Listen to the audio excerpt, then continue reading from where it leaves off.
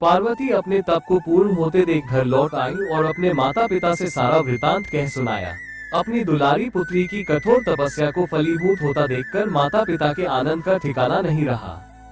उधर शंकर जी ने सप्तर्षियों को विवाह का प्रस्ताव लेकर हिमालय के पास भेजा और इस प्रकार विवाह की शुभ तिथि निश्चित हुई। सप्तर्षियों द्वारा विवाह की तिथि निश्चित कर दिए जाने के बाद भगवान शंकर जी ने नारद जी द्वारा सारे देवताओं को विवाह में सम्मिलित होने के लिए आदर पूर्वक निमंत्रित किया और अपने गणों को बारात की तैयारी करने का आदेश दिया।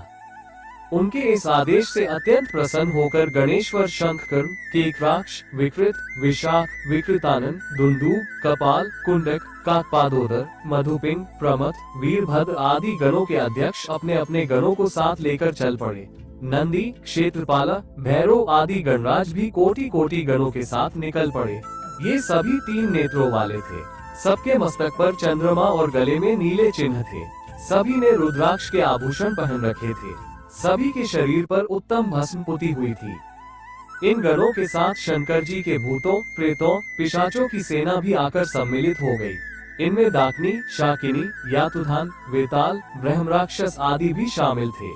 इन सभी के रूप रंग, आकार प्रकार, चेष्टाएं, वेशभूषा, हाव भाव आदि सभी कुछ अत्यंत विचित्र थे।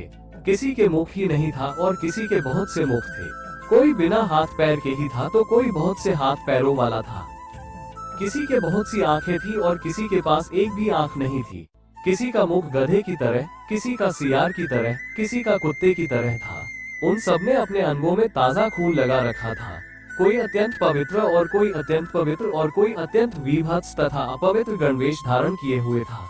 उनके आभूषण बड़े ही डरावने थे। उन्होंने हाथ में नर कपाल ले रखा था। वे सबके सब अपनी तरंग में मस्त होकर नाचते गाते और मौज उड़ाते हुए महादेव शंकर जी के चारों ओर एकत्रित हो गए।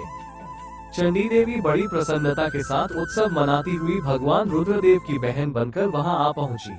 उन्होंने सर्पों के आभूषण पहन रखे थे। वे प्रेत पर बैठकर अपने मस्तक पर सोने का कलश धारण किए हुए थी। धीरे धीरे वहां सारे देवता भी एकत्र हो गए। उस देव मंडली के बीच में भगवान श्री विष्णु गरुड़ पर विराजमान थे।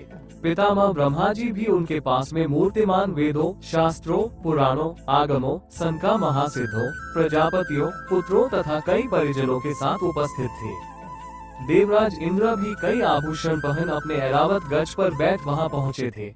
सभी प्रमुख ऋषि भी वहां आ गए थे।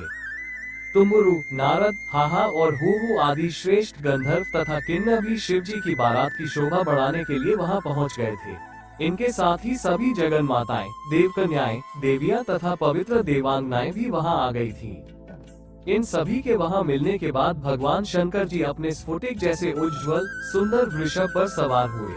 दूल्हे के वेश में शिव जी की शोभा निराली ही छटक रही थी।